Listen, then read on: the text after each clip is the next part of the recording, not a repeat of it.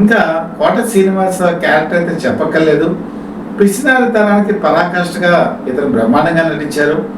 అలాగే ఇందులో మీరు కనుక చూస్తే అతని కళ్ళజోడు పగిలి ఉంటుంది. ఇది యాక్చువల్గా ఈ సినిమా ప్రారంభం అయ్యేటప్పుడు యాక్చువల్గా మామూలు కళ్ళజోడు పెడదామని అనుకున్నారు. కాకపోతే షార్ట్ తీయబోయే ముందు జంగాలికి ఒక ఆలోచన వచ్చింది.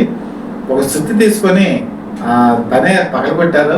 ఎవరికి అర్థం కాలేదు ఆ రోజు షూటింగ్ స్పాట్లో. అది పగలగొట్టి అది పెట్టిన తర్వాత అప్పుడు అతని క్యారెక్టర్ కరెక్ట్గా సూట్ అయింది అని చెప్పేసి ఈ గెటప్ కూడా ఆయన రెడీ చేశారు. నాకు ఎప్పుడు బలింతో కనిపిస్తారు, ఒక లాల్చి ఇలా ఉంటుంది ఆయన పరిస్థితి.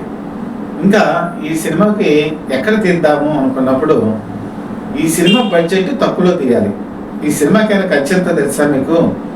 18 లక్షల రూపాయలు. కలెక్ట్ చేసింది ఎంత తెలుసా మీకు? 3,50,00,000. ఇది ఫస్ట్ రిలీజ్ అయింది.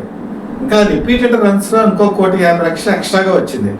అప్పటికి శాటిలైట్ అనేది ఇంకా పూర్తి స్థాయిలో రాలేదు, దూరదర్శన్ మాత్రమే ఉండేది.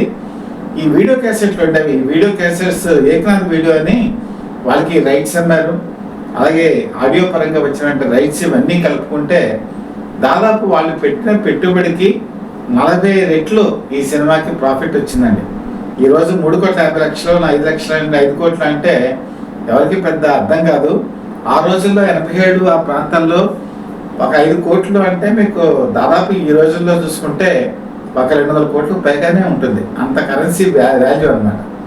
అలాగే ఈ సినిమాకి వచ్చినటువంటి ఈ ప్రాఫిట్ అంతా కూడా మరి రామానాయుడు ఏం చేశారంటే రామానాయుడు స్టూడియోస్ అని చెప్పి కట్టడం జరిగింది. దీనికి కారణం ఒక విధంగా చెప్పాలంటే ఆయన పెళ్ళంట.